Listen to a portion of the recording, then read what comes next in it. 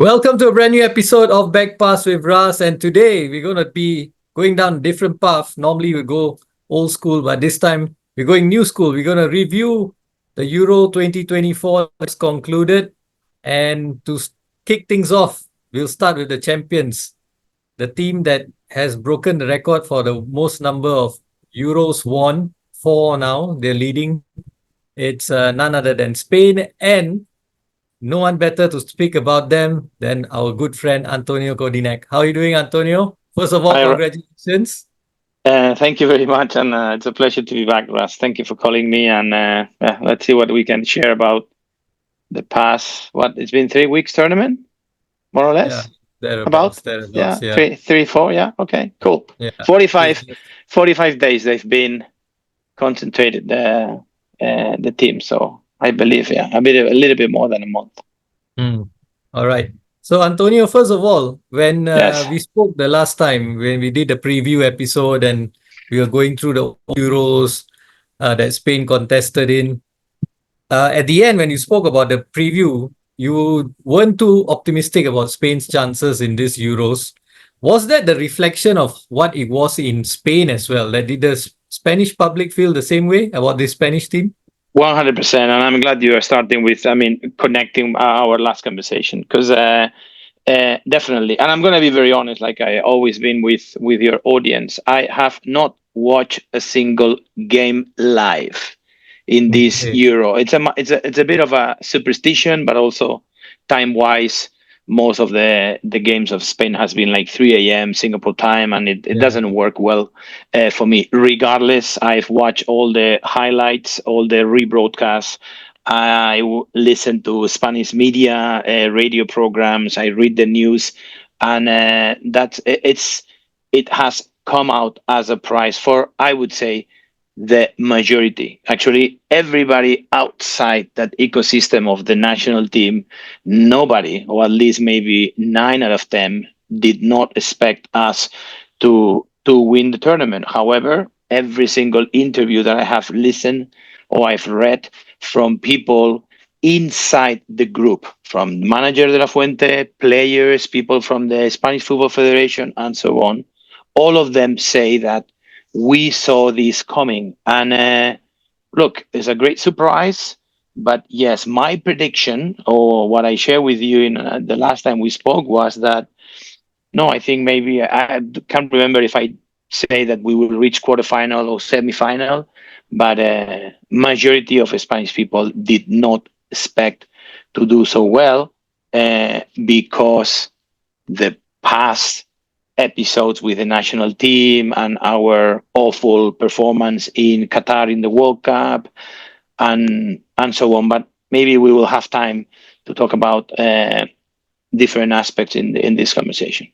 Yeah, certainly. And actually, you spoke about the Spanish public not being too optimistic, about yourself not being optimistic. But I remember also in that episode, I was telling you that some of our previous guests have been were optimistic about Spain's chances in this Euros, and they were right. It turned out right. And also, I think the thing now that dust has settled on this victory of Spain. The thing is that we always think, of course, in the recent past, we look at the track record. Spain has only got started, winning trophies in the once it reached the late 2000s, and then Mhm. 2010 onwards. That's when Spain has won trophies and on multiple occasions now. Hmm. And in that time, now we've associated Spain with being a team that plays good football and wins trophies.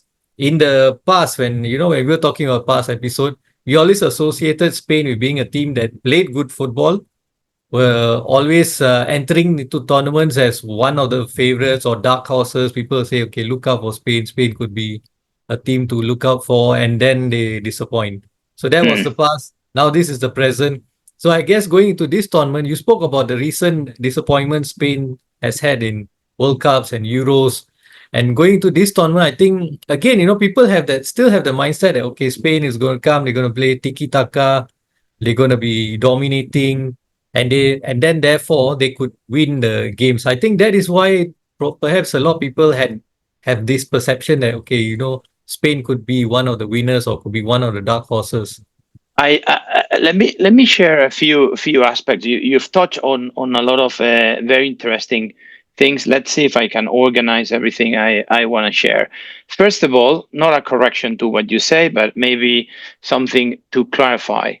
It is true that historically, until pretty much 2008, at senior level, Spain never won anything. Yeah, the quarterfinals was pretty much our block, and it was, as we spoke in the past, a bit of like a mental break. That penalty against Italy from Fabregas that then allow us to go 2008, 2010, the World Cup, and then 2012. However, before that, it is true that at senior level, not much success.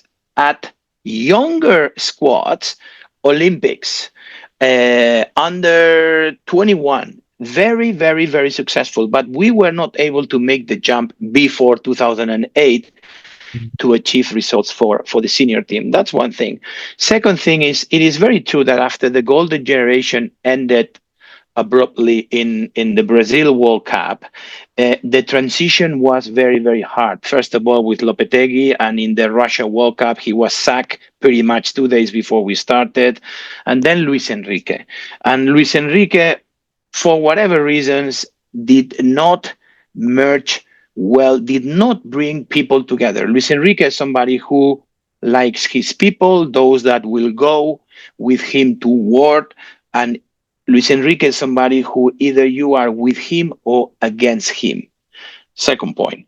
And to make that transition of the golden generation to the new generation of Spanish football players, always difficult. We talked a few times in several episodes with you, thinking about FC Barcelona when they won everything. One of the reasons why Pep Guardiola left is because he didn't see clearly how to make that transition of a winning team. And it's very, very, very difficult. That's another thing I wanted to share. What has done Luis de la Fuente is somebody with, from a senior level or a high level or a club level, nobody knew who this guy was. But very successful, as I say, in younger generations. Pretty much everybody that has traveled with him to Germany, he knew very well from the younger categories of the national team. And one of the reasons he's been successful is that he's been able to bring everybody together. You would be amazed. I don't know if you have watched the news, but Spain today, Madrid in particular, we actually yesterday, Monday, was invaded by people. They went into the streets, celebrated like the World Cup in 2010. So that is a factor that we need to consider, because as a country, we always we always think that what comes from outside, it is better. That's why what you say in your point, majority of the people I spoke to, they say Spain is one of the favorites. You spoke to me, a Spaniard, and I say, we are not favorite. Yeah. So it's that thought of, we always think that whatever comes from overseas is better than what we have. Sometimes we lack a little bit of self-esteem. So if you put all of these points that I have just touched on, and then you put together a nice group of people, good footballer, and you change the style. Ras, we've changed the style. We are not the windshield. We are not the windshield team anymore. We don't go from side to side. This team is way too vertical. Is pressures very high up. We have two arrows in each wing with Nico Williams and Lamil Yaman, and it is we have changed.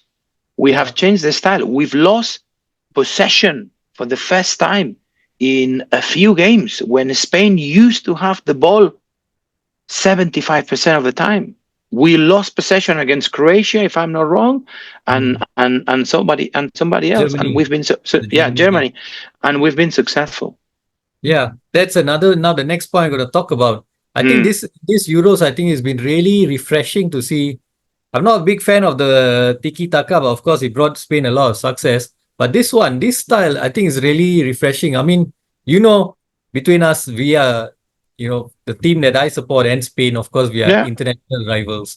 Yeah. you as a neutral, you watch Spain play now is really nice.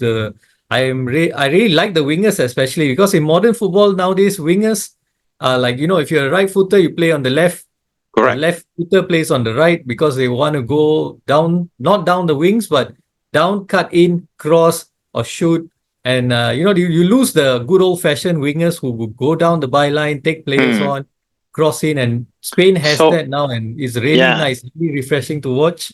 yeah. So on that point, yeah, a bit of luck. De La Fuente has been a bit lucky because suddenly, well, Nico Williams was available when Luis Enrique was the manager, uh, but Yamin Lamal pretty much came out. This I mean, is a teenager, 16, Yeah, 16 years old, and then as we say, right, football belong to footballers, and if you have the players, then you can arm a team. But something that it's also a common denominator and a common point of conversations these days in Spain for everybody to know is that I don't know what De La Fuente has done in addition to putting all this group together, but he has made certain players to deliver the best performance. We knew Nico Williams was good, Yamin Yamal, Fabian.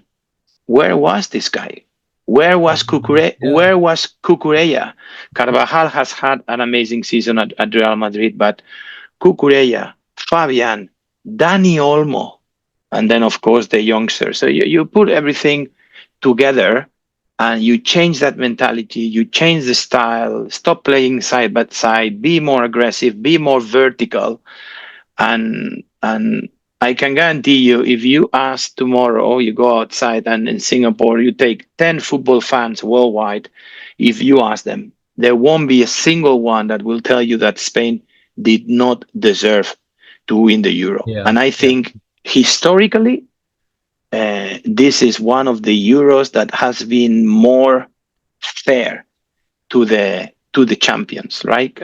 We could discuss a bit about who has played better football or who has played better football than Spain. And I think there is nobody out of I think there were like 20 or 30 plus teams. yeah. And that point as well, 24 teams actually. And Yeah. so on that point as well, I think you spoke of Fabian Ruiz. I know Fabian Ruiz from Napoli when he was playing. Yeah. He's a really good player. I think I'm not surprised by Fabian Ruiz performances, but like a person like Cucurella, he was criticized a lot since he joined Chelsea.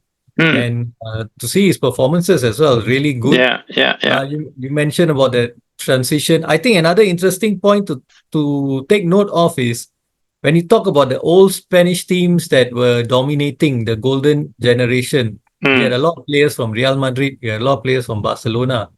Not so in this squad. There's only a thing about a couple, Nacho and Carvajal from Carvajal. Yeah. Real Madrid, Yeah. Yamal Yeah. from Barcelona, Pedri. Mm. That's about it. Yeah, Yeah. Yeah.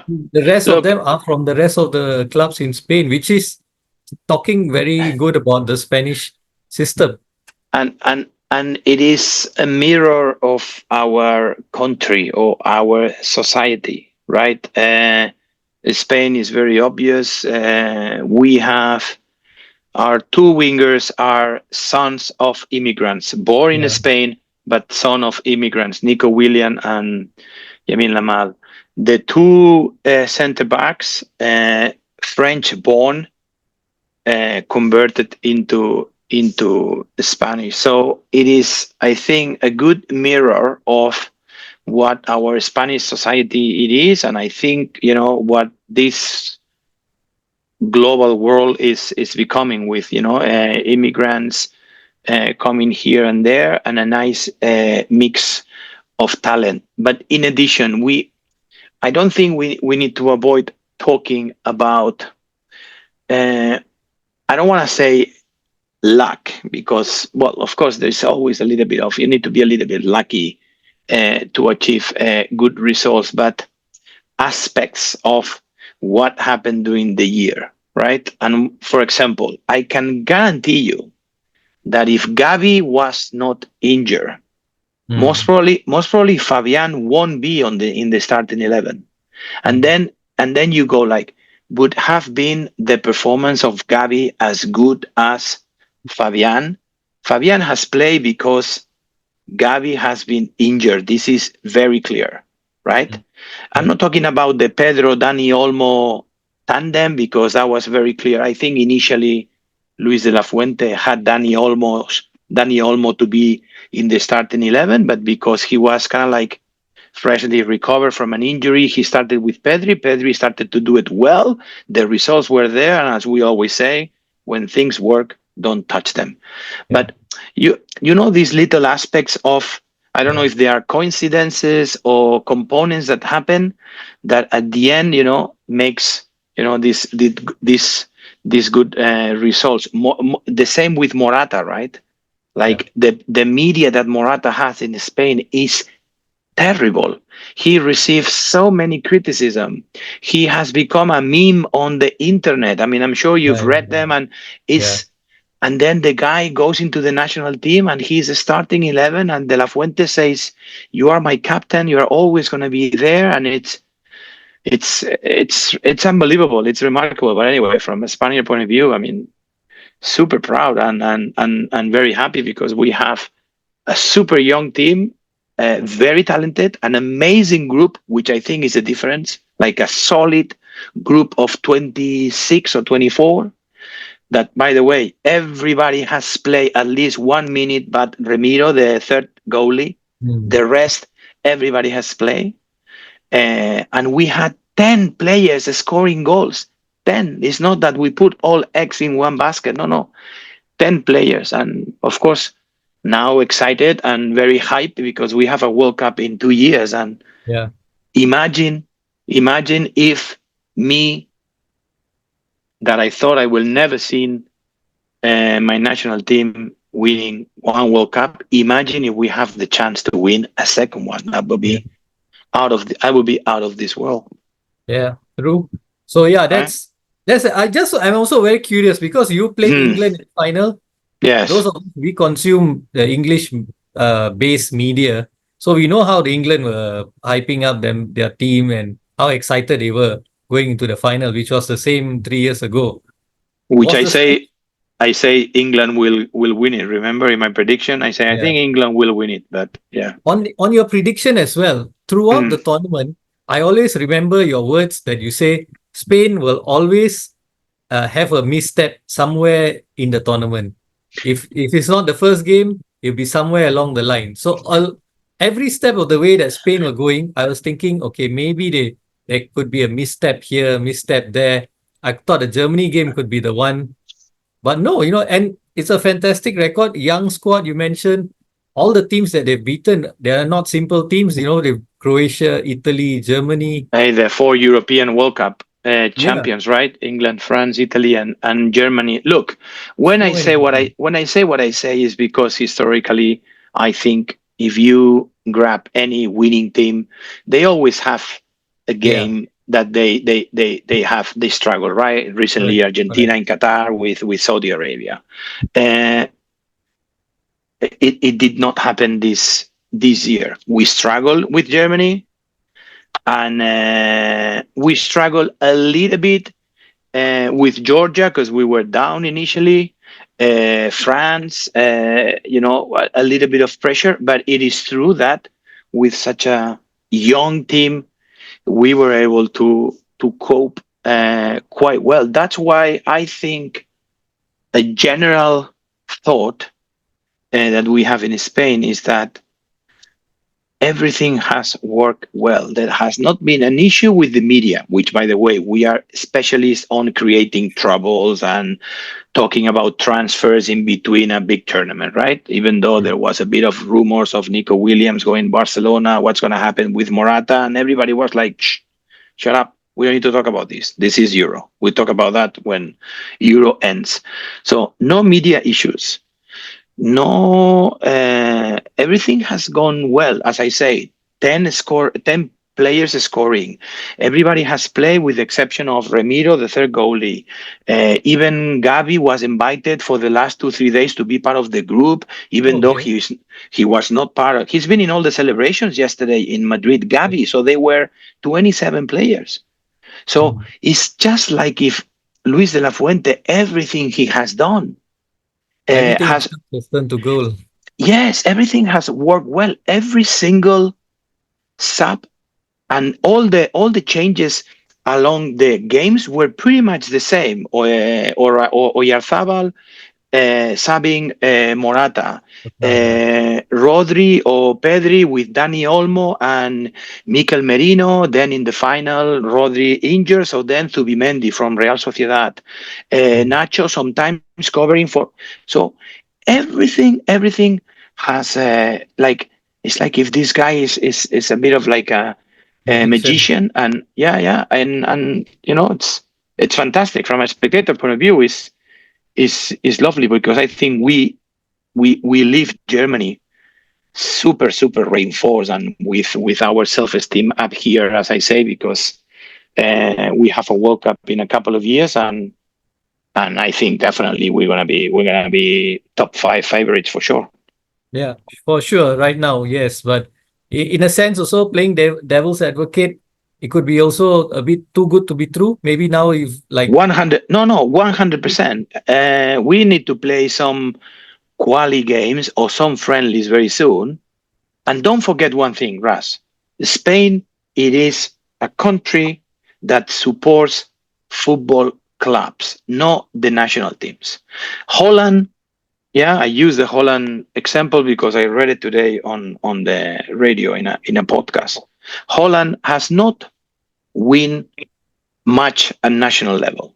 Okay, some Euros in the 90s, and pretty much that's it, and a final against us in the World Cup.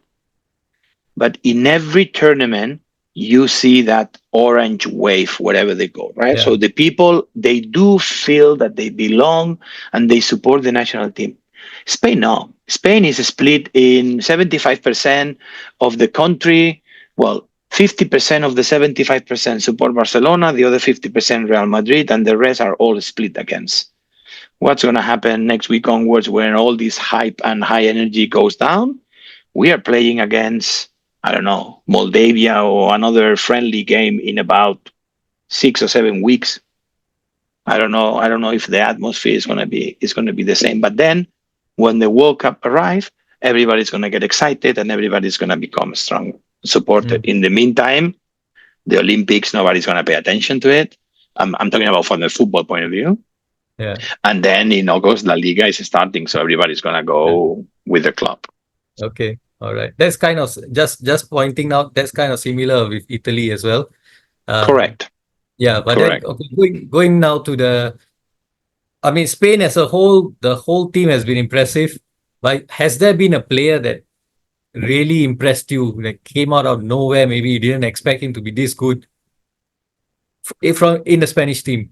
Look, I'm gonna share with you. I can't share one name. Okay, I'm gonna share I understand. maybe I I mean, understand. two or three. But and I'm not reinventing the wheel. This is something that I've heard from other professionals and journalists, and I believe it's really it's very true. Number one, uh, Aymeric is playing in Saudi Arabia. Yeah, Like Saudi Arabia, correct? I don't think yeah, I need to say anything else. We were thinking that, okay, maybe, I don't know, the level might not be at that high. The performance in this Euro for Aymeric Laporte has been amazing, number one. Number two, everybody, if you ask every single Spanish supporter that has a bit of knowledge about football before the Euro, and you ask who is going to be your left wing, 9.99 of them will answer Grimaldo because the year he's done at Bayer Leverkusen has been outstanding. Luis de la Fuente, don't ask me why, puts Cucurella. And Cucurella has become, if you ask me, out of the blue, who is this guy? Like he is now, for me, I mean, maybe top three left wing in the world. So I'll yeah. go with Aymeric Laporte, Cucurella because of that Grimaldo thingy, Yeah.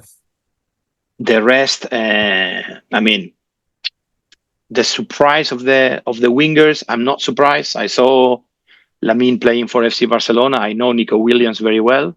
Mm. Fabian, as we mentioned, Mm. but the main anchor, and we thought that there was going to be only one Busquets ever, but the role of Rodri in the pitch and outside the pitch is unbelievable, unbelievable. Mm. Uh, I don't know if you saw it, but I think it's somewhere on social media. But when we were 1-0 down versus Georgia in the stage group, because Georgia was Uh, playing Round of 16, that one. round of 16. Yes, you're right. We were 1-0 down, and there was, I think, like one of their, after they score, we lost the ball, I think, in the midfield, and then they counterattack, and then nothing happened, thanks God, because it could have been easily the 2-0 down. And then we start again to play, and then the ball reaches to Rodri, and Rodri says, "Stop."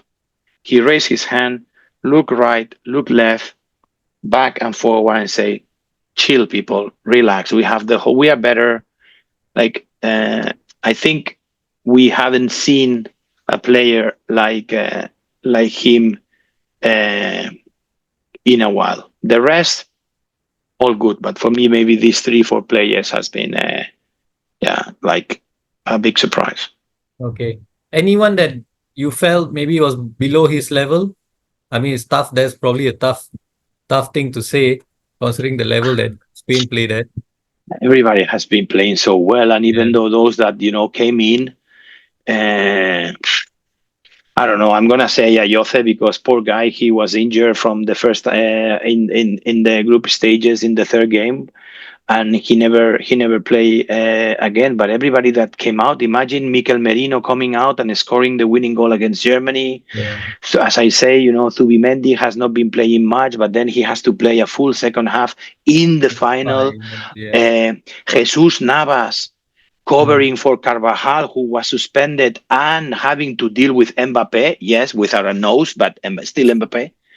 I mean, I don't know. Maybe I will say Grimaldo because we haven't seen much, and I think if you ask him or you ask everybody before, as I say, everybody was expecting for him to play, but Cucurella, like this guy now, how much Cucurella cost today?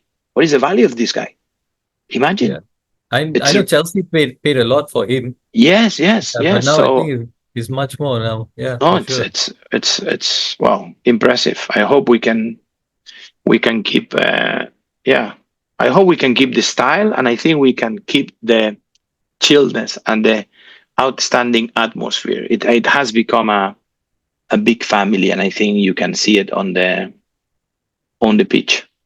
Okay. So Spain aside, I think there's been a lot of criticism that this Euros has been really boring. Do you agree with that? It has not been super, super, super excited, and for me, UEFA needs to look at.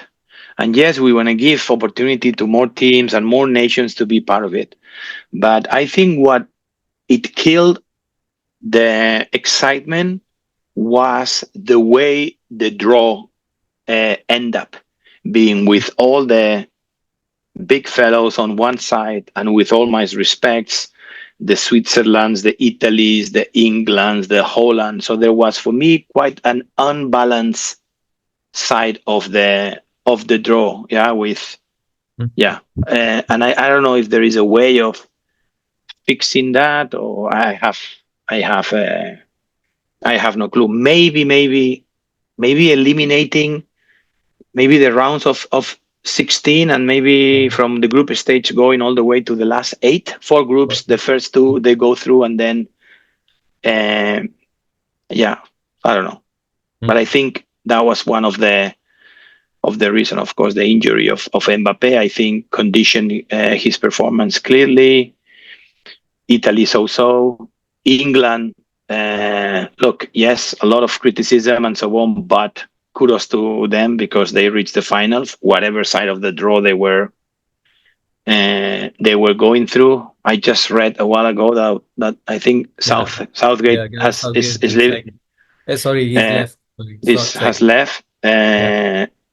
There, I've talked to a couple of people today, and they say that it's about time for Pep to take the national team of England, and that would be big, big, big. I think it would be amazing, Would honestly that speaking. be a problem there? A Spanish guy, would he? Okay, Pep's probably Spanish, but he's also Catalan. Yeah, yeah. Would No, he be open to it? what it would be amazing is to if first of all that for that to happen, I think if you give the squad that England has, so the squad that Southgate brought to the Euros, you give it to Pep, and Pep will do something very different. I can guarantee you. Yeah, for sure. What it will be very interesting is to see Spain England with the current Spanish team and an England managed by Pep. I think that would be an amazing game of football to watch. I don't know, maybe 2026 World Cup. You never know.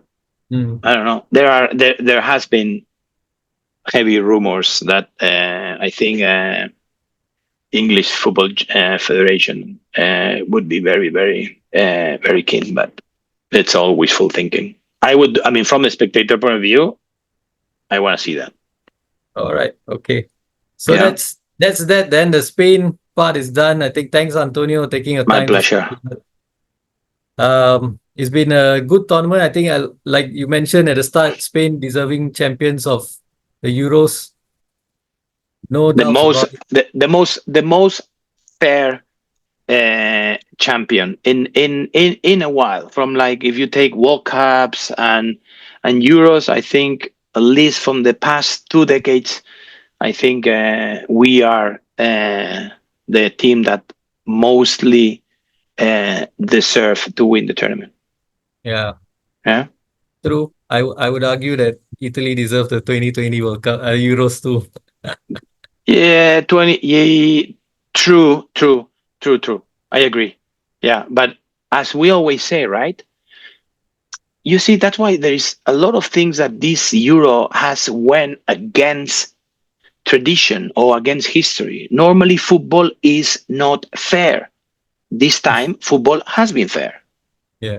So one more thing to discuss and to think about it. But hey, for us, very good. It was a fantastic weekend for us. As you, Yeah. if you're a tennis fan, you know what I'm talking about. Yeah, I understand. I know Yeah, a Spanish player won the Wimbledon yeah, as well. Wilman, yeah, not Yeah. bad. Another And youngster. on that also, you talk about Yes. going against logic. I always have this logic that when you go into tournaments, teams kind of need to pace themselves. You go full pelt from the start, somewhere along the line, you run out of gas because you play every 2-3 days. Yeah, You run out of yeah. gas, or some team you might have a bad day in the knockout stage, and then some team might beat you. It could be a shock result. Uh, Or you could play against yeah, a top team, and then they have a bit more in their tank and they beat you. You can yeah. lose on penalties, but Spain never did that. So again, like you said, defied logic. So yeah, certainly. A lot of things have need to work well to be successful, and for us this time everything has been perfect, as I say. And I'm not the only one saying. I'm pretty much replicating words that people. I mean, Spanish journalists and Luis de la Fuente and players have said. Even journalists that have been traveling with the national team, they were like saying, "Look, like everything is very chill. Everything it's calm. Everybody has a great relationship. De la Fuente has built a group of people. Nobody criticizes anyone. So, in other words, there has not been a super mega star that Mhm. takes all the compliments and so on. One day was Fabian scoring against Italy. The other one was Yamin Lamal. The other one was Nico Williams. The other day was here, and I think all of that has helped to have that positive attitude and yeah, and be successful. Yeah. Just want to add, you said 10 goal scorers. Only in one game a Spanish player did not score and you won the game. That was against Italy. It was an own goal. But I mean, you bettered us. I got to admit that. No, we were better than Italy. We were better Yeah. than France. We were better than Germany, and we were better than England. But not every time that you are better, you win. And Yeah. hey, Danny Olmo saved a ball. Or off the Yeah, line. Yeah. off the Yeah. line, incredible, unbelievable. Yeah. So Yeah. anyway, All right. Okay. So we're done now with Spain. Coming up next will be Germany. Now it's time that we speak about Germany. And on this part of the episode, we've got with us back again, taking time out to speak to us, is Mr. Jason Peter. He had done the review with us as well, and looking through Euros in the past for Germany. And Jason, how has this Euros been for Germany? How would you rate it? Hi, Ras. Thanks again once for having me on, and hi, everyone else. Germany, as we discussed during the pre-tournament, I'm quite satisfied with their performance. I expected them to go to the quarterfinals. Anything more after the quarterfinals would be a bonus. And they were on the tougher hand of the bracket with France, Portugal, Spain in that cluster. So, and as usually, whichever teams that beat Germany in the knockouts, more or less they go on to win the tournament. So as a fan and supporter, I'm happy with their performance, expected, and I think we should get strength from here and then move on in the next World Cup. Okay. And any player that surprised you positively? Okay, based on their results, most of the goals are all coming from midfield. I mean, we have Kai Havertz up front, who's not an out-and-out striker. He's more of a False center nine. forward Yeah. or center midfielder, false nine, that kind of thing. So the goals are coming from midfield. Words was there. Musiala was contributing. Kai Havertz himself. Fulkrug managed in one goal as a striker. So I think we still need to find one out-and-out striker. Gone were the days of Oliver Bierhoff, Jurgen Klinsmann. So Germany is still a modernized Germany, I would say. Yeah, in that sense, I think this tournament we've seen a lack of goal scorer, a lack of a number nine all across the teams. In Yeah. fact, not many number nines that stood out. I think Fulkrug was a player that is not your conventional number nine in terms of quality. Not certainly not like the names that you've mentioned. Yep. But he's somewhat of a surprise package. He can come on as a sub. It's like a bit of an old-fashioned center forward. You don't get that Yes. many nowadays. He's physical, he's tall, and he can hold up the ball. Maybe his finishing can be better, but he's like a tool that Germany can have to call on from the bench. Someone to come in the last 15 minutes and then you pong the ball into the box and try to create some chances out of it. Unlucky, he hit the post a couple of times, went close, but yep. And Yeah. like what you mentioned, based on the strikers, looking at the statistics, I think we have about 3 or 4 players on 3 goals each for the Yeah. Golden Boot. But Yeah. Gakpo won it, I think, based on some other stats. But other than that, I think this tournament we have yet to see across all teams a proper out and out striker like in the 90s. Yes, yes, certainly. And also on that note, I think for me, we're talking about players that impressed me. I think Musiala impressed me, but that was even from before when we were playing the Champions League. I was very impressed by him. Words is someone I've not seen play too much, and I think I was quite impressed. Going back again to Fulkrug, I think when he was brought on against Spain, he created a bit of a mayhem and havoc in that Spanish defense, and that eventually led to the equalizer. So Yes. that's why I say I think that's quite a tool to have. So going on to any player that disappointed you in the German team? I expected more from Leroy Sané. Okay. I think he had a decent tournament, but by his high standards, I mean, he could have done a lot more better. Mm. So based on that, the others were expected. They turned up as and when, but overall, nothing much from the whole team in general. They were expected to do what they do, and then being a farewell season for the like Muller, Cruz, Yeah. and Neuer and all that stuff. But I think Sane could have done a bit better. These were the Mm. kind of big game tournaments where we would have expected more from him, especially playing for teams like City and Bayern. Yeah. And a lot of people were disappointed in Havertz. What do you make of his performance? I think Howard, he had 11 shots on target during the entire tournament. Mm. I did crunch a bit of data. 11 shots, 2 goals. So I think not a bad return, but I think I would expect more from him. I wouldn't see him as an out and out striker, nor the man up front for Germany. We still need to go and dig somewhere and bring out the kind of strikers that we used to see. Yeah. On Yeah. on the note of we used to see, in fact, I would say in the game, going back to that game against Spain, the quarterfinals, the 2 goals that Germany conceded wouldn't have been conceded in the 90s, I would say. By the Germany of the 90s will never concede those 2 goals. Yes. Would you agree with me? Yes, they would have suffocated Spain off the ball. And then, the Germany of the 90s was very patient. They would try to find a way through. If they cannot, they'll just go back again and then start the whole move again. So I think, yeah, goals could have been prevented, but credit to Spain. They were the team that were one of the joint favorites at pre-tournament. And with the young stars coming up, I think they would be quite a force to watch with. Yeah. And again, I want to bring you back to that quarterfinals. Do you think that should have been a penalty? The handball on Cucurella?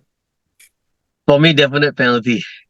It's I mean, unlucky he for an made an English attempt to hide referee. to get into position, but on any other given day on a weekend watching the various league, it would have been a penalty.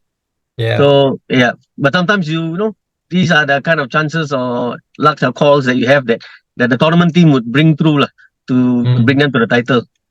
Yeah. And Yeah. unlucky for you, your match was officiated by an English referee. So Exactly. that it goes. He would have gone either one decision would have gone either against you or against Spain. Unlucky for you, it went against you. Yes, I mean the standard of refereeing can be improved, and this thing about English referees where I'm not sure they apparently the most marketed league in everywhere else, and so they claim. But the standard of refereeing is atrocious in the English Premier League, especially now with VAR, which is supposed to help you. It's become more of a mess. And I would really hope one day Codinach comes back and gives everybody a run for their money on how to ref a match. He probably got to conduct tutorials for the English referees first. Yes. If they agree to listen. Yeah. So that's that everything. Okay. You spoke about 3 players leaving, Muller, Kroos, and Neuer. Now going into the future, do you think this would have a big impact on Germany? Would they go now into a period of transition as they try and because these are 3 big characters, leaders in the team. Of course, Okay, like for big quality as Germany well. Germany has always been quite stocked in the goalkeeping department. So Yeah. we have Verstegen coming up, and he's quite a reliable keeper. Mm. So for me, I think the midfield, we have an influx of midfielders for Germany. So Kroos and Muller, yes, they are very crucial players, top class, especially Muller. He's like the Ramdaughter role. He's not the fastest, not the strongest, but his brains and vision, he and Modric are the kind of players that will come and unlock defenses for you or pop in when it matters most. I will personally miss the 2 of them, or rather all 3 of them. They brought Germany some glory. They have given us the World Cup. But I think we were stocked in midfield and goalkeeping to replace them. Yeah. Quality aside, I think you might miss their leadership. I think the leadership and characters. Do you see Yes. anyone of that leadership and character coming through now? At the moment, not really. Mm. At the moment, not really. So we still need somebody to be able to be commanding all the time, willing to have a go at even his own players. So from what I see from Germany, it's more of it's very well balanced. They are generally well behaved. So I think we need someone like Matthaus or Matthias Sammer to come and give a rock and roll to the opponents and to his own team also when needed. Yeah. Okay. So that is, I think that's an area probably to look out for Germany now going into the future, how they cope That's right. with the loss of leaders like that. And if anyone else steps up to the leadership mantle, because this is probably again an issue with the modern game. We don't see too many leaders as well, like what we used to. So generally, when you lose this kind of characters that are players that are in their 30s, then there is always a drop, and you then start looking to see who next is the guy in line to lead the team. And I think maybe Germany might suffer in that aspect. Overall, a tournament, what do you make about the tournament as a whole? Do you feel it was a boring tournament? I think there a lot of people have mentioned that the Euros this time was rather boring. Would you agree with that? I would agree that firstly the lack of goals. The tournament was really needed a lot more goals. So other than Germany's opening 5-1 win, the rest were all below 3 goals, 1-1s, 1-0s. And then we also had a bit of upset from the underdogs. So that was something that would have given a bit more spice to this otherwise dull tournament. Yeah. Hosting a tournament, not an issue because Germany is well known to host tournaments, and versus what happened in US. I'm surprised the Copa America in US had to go this way when they already hosted the World Cup in '94. Yeah, But yeah, that correct. aside, I think this tournament has got a lack of goals, but it has brought up one or two players, especially like Yamal for Spain and all that, who have shown them into the limelight. Yeah, true. And I got to agree with you on that sense as well. I think the lack of, like what you mentioned, lack of surprise packages, shock teams. Probably the only shock we got in the knockout round was Switzerland knocking Italy out. But then again, the way things were going, it wasn't really much of a shock either. Yeah, So yeah, if and all then those we had teams the that, smaller teams. yeah, even all those smaller teams that made it through to the knockout rounds, they were impressive. I think they caught people's eye, but they probably lack a bit of quality, a bit of something to bring them to the next level, to create Yeah, a big buzz and a big shock, and to make this tournament a bit more exciting. A lot of the big teams also didn't perform. In fact, I would go on to say that I think Germany were probably the second best team in this tournament because the way they played was really good. Is that they're just unfortunate that they went in that tough bracket of teams and yeah. had to play Spain, which could have gone either way. That quarterfinals could have gone either way, and maybe if Germany had beaten Spain, they would have won the tournament. I was very calm till the 89 minute. I was confident we were going to get equalizer. The match would not be settled within the 90-minute mark. And the way both sides were playing, I think, aside from the antics and stuff, both sides were looking for attacking football. Mm. And this tournament brings me back to Italian NT. Okay. The goals, not as much goals, couple of underdog wins, Mm. and then we had a tournament favorite winning the title. So it's a throwback for me. Okay. All right. In that sense, yeah. All right. Okay. Thanks, Jason, for your time. Thanks, Ras. Yeah. We look forward to seeing you again on the show. Cheers. Thank you and all the best. Thank you. Thank you. Thank Bye-bye. you. Right. And to end part one of the Euro 2024 review, we end it with Holland. And joining me on the show once again to speak about Holland is none other than Balestier Khalsa head coach, Mr. Peter Iru. How are you doing, Peter? I'm fine, thank you. Okay, Peter, first of all, how did the Euros go for the Dutch? Yeah, I think the overall sentiment, and I can agree with it, that yeah, okay, we made the final four, and I'm not saying that was to be expected, but to be honest, if you look at the squads with players that play without an exception all in the starting lineup of a top team in Europe, then I think that is what you should aim for at least. So yeah, but I think most important is the overall sentiment is that we didn't play well. Oh, okay. That's interesting because I felt that Holland played fine. They were I felt Holland were one of the better playing teams in the tournament. All they were lacking was probably a goal scorer because they seemed to create a lot of chances but couldn't really score a lot. But that's probably the team in the tournament because a lot of not many outstanding goal scorers. So the No, sentiment in Holland is that the Dutch didn't play well and they just made it to the semifinals. no. In parts they played well. I think they played a decent game against Romania. But don't forget that the first 20 minutes they were under the pump actually against Romania. They didn't have the hardest draw. I think it was like so and so in the group stages. I think it's something similar maybe as in England. The way we played against England was very disappointing for Dutch people because that's not how Holland goes down. We go down playing, and there was too much fear to concede, too much fear to lose rather than to win. I mean, regardless of Spain winning the tournament or not, the way they approach the game, that's how we like to see it as well. You know what I mean? And that didn't happen. Spain goes into a game to, regardless of who they play, to dominate and to win. When you look at especially France, Holland, and England, yeah, it's very conservative. It's about not losing. You can hear the comments of the French coach, or if you don't like it, don't watch it.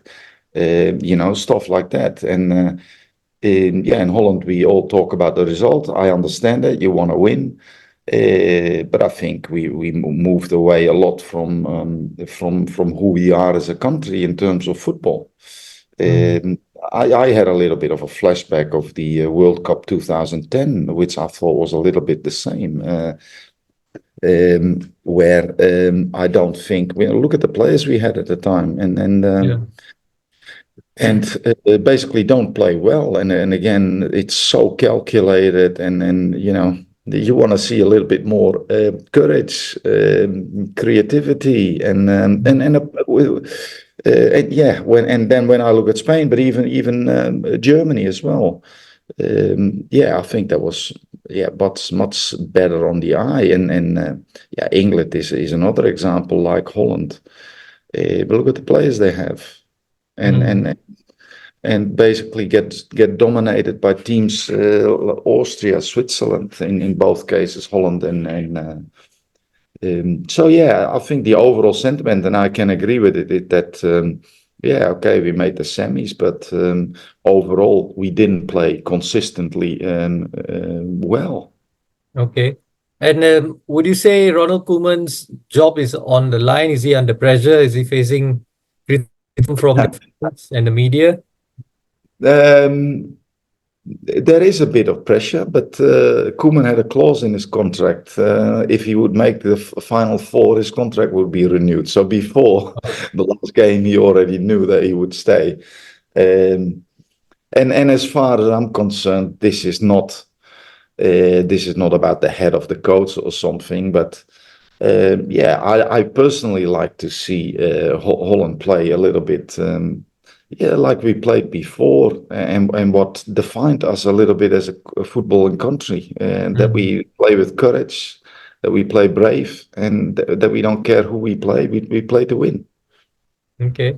When we spoke about when we were doing the preview, actually, we spoke about the Dutch performances in the previous Euros, and in that time, the 90s and the noughties, there were many occasions where the Dutch actually went to the semi-finals.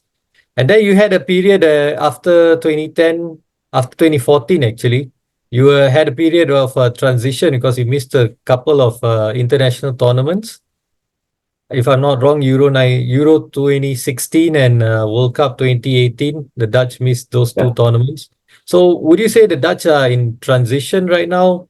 And is this a positive sign for the future that they at least have made it to the semi-finals? Maybe you can build on this for the future. Yeah, I think there is absolutely no reason to panic. I don't know if it's a transition, but it sort of is, because there was a little bit of a gap between the age group of Robben, Sneijder, Van der Vaart, Van Persie.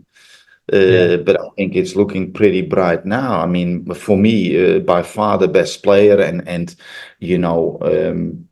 it's always hard to compare players individual, but when I look at an outstanding performer for the Dutch national team, was the young guy in midfield who probably wouldn't even have played if Frankie would have been fit. And the goalkeeper is 21 years old. I think one of the best of the tournament. So no, I think that is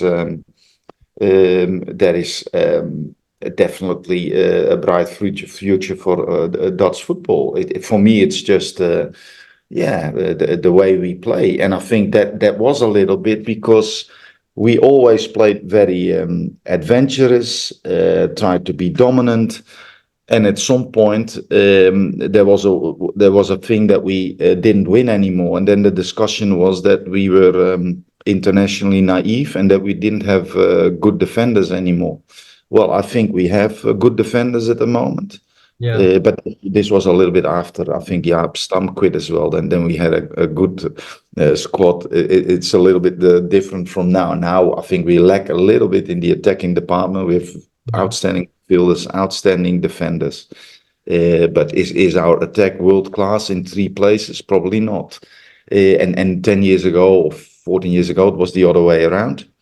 But I think there's no reason for panic. But well, look, nobody calls the Spain naive, but when Spain would have lost the final from England, they probably would.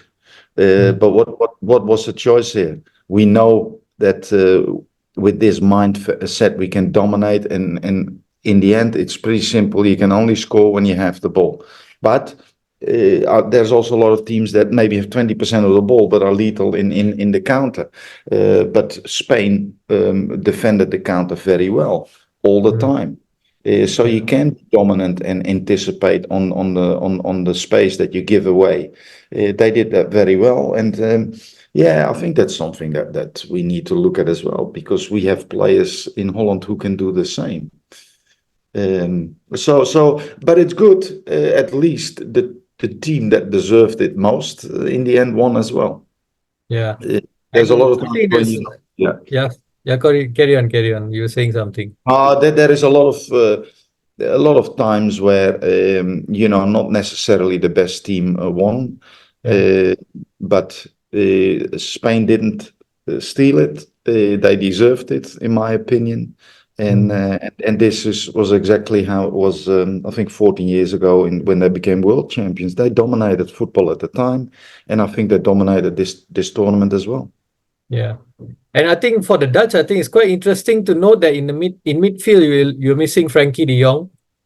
Teun Koopmeiners was missing as well. He had become a standout. He had broken out in Atalanta and did well. His Atalanta teammate Martin de Roon also was missing through injury. So there's something to build on in midfield. And of course, you spoke about Xavi Simons. I think he had a great tournament. I agree with you. It was fantastic to watch him play. He probably needs a little bit more time, because I didn't think he reached his level that he had throughout the season at club level. Definitely outstanding talent, and the guy is, I think, 21, 22 as well. I thought Gakpo was outstanding. Daniel Malen, still young, relatively young, decent player. Frimpong is coming up. So yeah, the only number 9 position is a bit of an issue. There's a lot of pressure and criticism on Memphis, but you got to be fair to the guy. He's not an out-and-out 9. He never was. Yeah, true. And is there any number 9s in the Dutch game coming through? Do you see anyone coming through? Well, I would have loved at some point to maybe see Brobby there, the number 9 of Ajax. He actually didn't get a chance. The second who came on was always Weghorst, but I think Weghorst is probably more of a substitute, an impact player. If you have to maybe change things a bit, he's not the one that really makes you play better when you play against a team that drops deep. But because I heard a lot of good things about him, also that he's still a little bit. How you say that when young players are a little bit, all over the place. So he needs to settle a little bit, get more experience. But yeah, I would have loved to see him come on. And you have Sirksay, who only played a couple of minutes. And I think he is a very talented number 9, actually. Yeah, true. That is also someone I think we didn't see enough of for Holland, which is a surprise, because he had a very good season at Bologna. He And did, and yeah, he deserved a transfer. I don't know if it's completed now, but yeah, um, it is. It when you is. see that you struggle up front, that Memphis is coming back from injury and struggles to to reach his former level at definitely consistently, I would say, um, yeah, give Zirkzee an opportunity. Yeah. Um, but okay, it is what it is, and like I said, the sentiment is overall a bit disappointing. But that's Dutchies for you. We reached the semi-final, but that's not enough in Holland. In, Mhm. and I think if they go down fighting and give it their all, and I'm not saying they didn't because they did, but also like they say in Australia, have a go, then I think it would have been accepted much more easily. Mm. Was there any player that disappointed you in the Dutch team? Um, well, Memphis, obviously a little bit. Expected a little bit more. I thought Gakpo did well. I was extremely impressed with Schouten. Jannie Reinders had only one bad game. I expected a little bit more from Veerman because I hear a lot of good stories about him, that he is the next Kroos and he should go to Real Madrid. But he had one game that he was substituted 30 minutes later. That's hard Mm. to come back from. Luckily, he got a few minutes later on. Yeah, probably as a leader, I expected a little bit more from And I, Virgil. Yeah. okay, all right. Okay, so that's that with the Dutch. Overall in the tournament, I mean, I think the two things that stand out. One was lack of number nine, lack of goal scorers. Not many, and also those that were there didn't shine. As a coach, No, what do you look put at it down Harry to? Kane. Pardon? Look at Harry Kane. Yeah, correct. Look, Uh, Harry Kane, but it's Mbappe hard to didn't shine. shine. It's hard to shine if you. Yeah, okay, but Mbappe is a player that sometimes comes from the left. So out and out number nine like Kane, he had games where he had two touches per half. Mm, And that has a little bit to do with the way they play as well. You can't put all the blame on Harry Kane. I mean, he's killing it in Germany. yeah, true. And overall, do you think the tournament was a bit boring? I think there's a lot of sentiments that this Euros was one of the most boring ones that we've seen in recent times. Yeah, I don't know. I don't know from which people that comes. Does it come from people who watch all the games, or only from the top teams? I don't know because I've seen in the beginning some teams like where it was Slovenia, Georgia, um, Albania, Slovakia, so Albania was there. Switzerland, Austria. When you look at those teams play, I actually enjoyed it. It's maybe different level, but it was well organized. There was an idea, there was a philosophy. So for me, as a professional, it was good to watch. And some of the teams reached a very good level as well. They're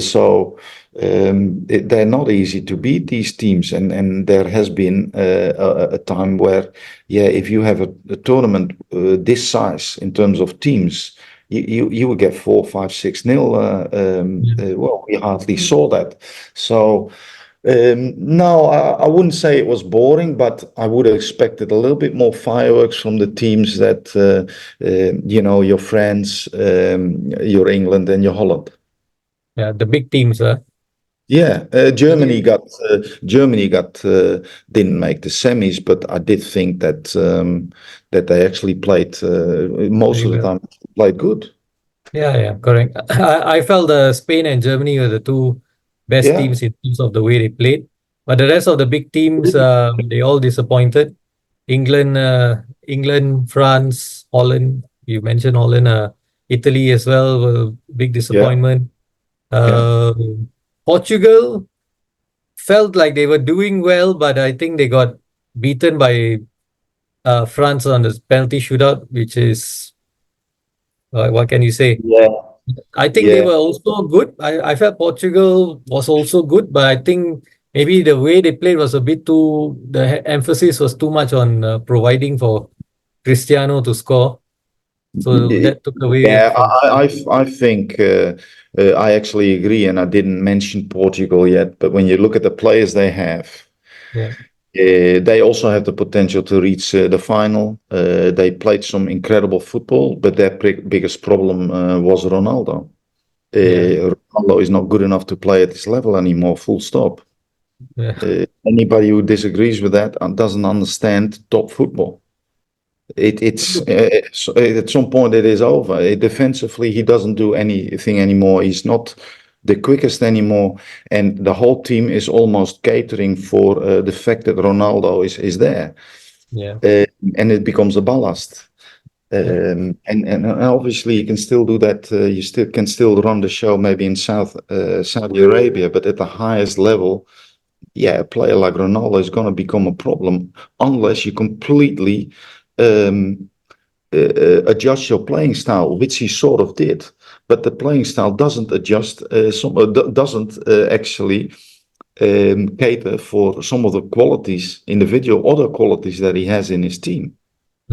True. It's either he becomes an impact sub, comes on as a sub, or they Yeah, don't pick him at all. Yeah, that's his. yeah, That because should be his I'm not future. saying bring him, but I think this coach maybe I'm pretty sure he saw the same as I did.